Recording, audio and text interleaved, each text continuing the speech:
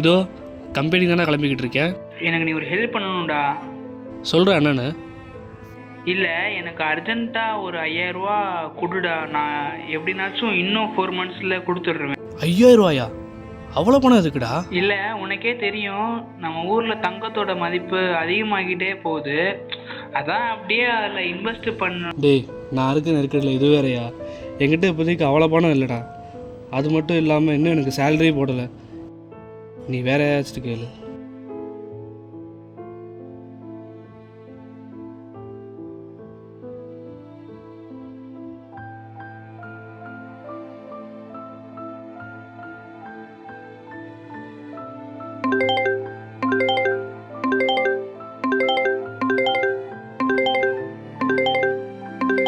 சொல்லுமா. என்னடா வீட்டுக்கு வந்துட்டியா? ஆமாம்மா, நான் இப்போதான் வந்தேன். சரி, என்னமோ கேட்க வந்தியே, என்னது? இல்ல, சம்பளம் போட்டாங்கன்னா உங்க சித்தப்பாக்கு ஒரு 5000 மாத்தி விட சொல்லதான் போன் பண்ணேன். சித்தப்பாவுக்கு எதுக்குமா 5000 ரூபா? இல்லப்பா, நீ இப்பதான் வேலைக்கு போக ஆரம்பிச்சிருக்க. இப்பவே வந்துட்டு முதலே வந்துட்டு உன்கிட்ட கடனை பத்தி சொல்ல வேணாம் தான் வந்துட்டு நான் சொல்லக்கூடாதுன்னு சொல்லல.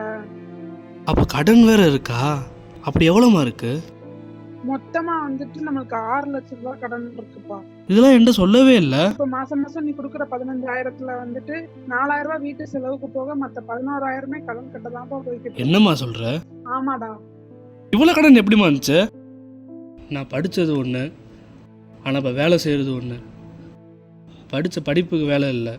காரணம், ஃபைன் இயரில் ஃபீஸ் கட்ட கூட காசு இல்லை. இப்போ நான் மாதம் 18,000 ரூபா சம்பளம் வாங்குகிறேன். ஆனால் நான் இருக்கிற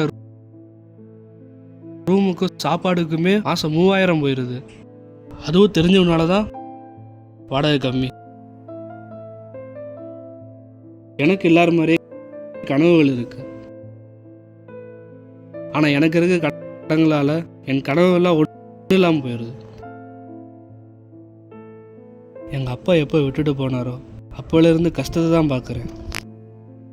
நான் சம்பாதிக்கிற காசுலாம் எனக்காக இல்லை, அந்த கடனுக்காக தான். எனக்கு ஒன்று தான் புரியல, இந்த கடன் வர காரணமாக இருக்க பெற்றோர்கள் மேலே தப்பா, கடன் கொடுத்தது மேலே தப்பா, இல்லை கடன் வாங்க தள்ளப்பட்ட பொருளாதாரம் பண்ண தப்பா? எல்லாரும் ஓடுறதுக்கு காரணம் ஒன்றே ஒன்று தான், பணம். அதனால் அவங்களோட சின்ன சின்ன ஆசையை கூட நிறைவேற்றிக்க முடியல. காரணம், நீங்கள் வாங்கி வச்ச கடன் தான். ஒரு மனுஷன் பிறக்கிறதுலேருந்து இறக்குற வரைக்கும் கடன் ஓடுச்சுன்னா அவன் வாழ்க்கை என்ன வாழ்க்கை?